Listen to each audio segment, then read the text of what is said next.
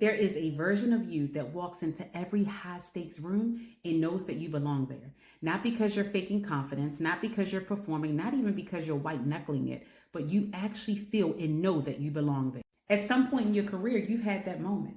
You've had the moment where the room responds to you and it felt effortless. You had that moment where you presented and oh my goodness, the whole room lit up. You had that moment where you were just on point with your strategy. Everyone felt it, you felt it, and even the VP felt it. And then suddenly it disappeared. The interesting part is that you've been trying to recreate it ever since. So you prepare more, you overwork more, you over-explain more, you justify more. And now that you've done those things, it becomes a little aggressive.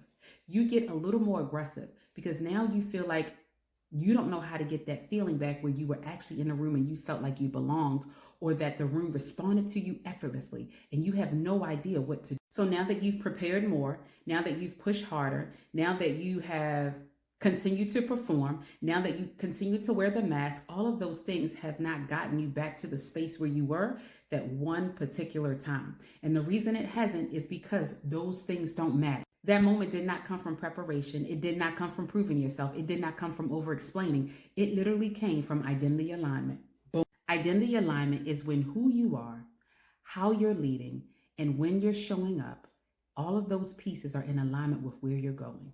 And my friend, once you have those pieces in alignment, that's when the feeling comes back. So the leaders who operate from that place consistently, the leaders who command attention instead of demanding it, the leaders who speak at an altitude where you're not, the leaders who actually provide more insight and clarity about their leadership, those are the leaders that are in continual alignment with everything.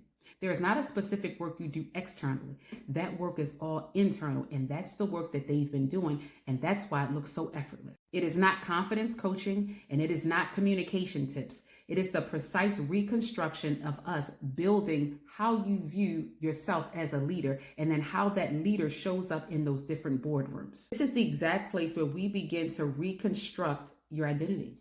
We rebuild it, and we rebuild it so much so that it shows up. This new image of you is showing up in every single room you go into. And the first place to start is the executive identity audit. That's where the transformation starts. You want the Leadership Alchemy Masterclass where it talks about rebuilding your executive leadership identity? Guess what? It's April 25th. Do not get waitlisted. I'll see you there. Happy leading.